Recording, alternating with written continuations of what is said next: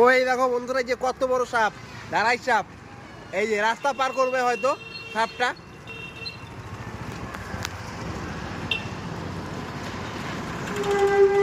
সাপটা রাস্তা পার করবে, গাড়িটা আসছিল, গাড়িটাকে দাঁড় করাই দিলাম।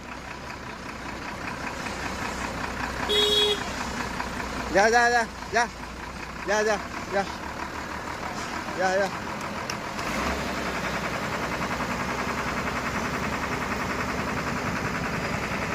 গাড়ি পার করবে রাস্তাটা।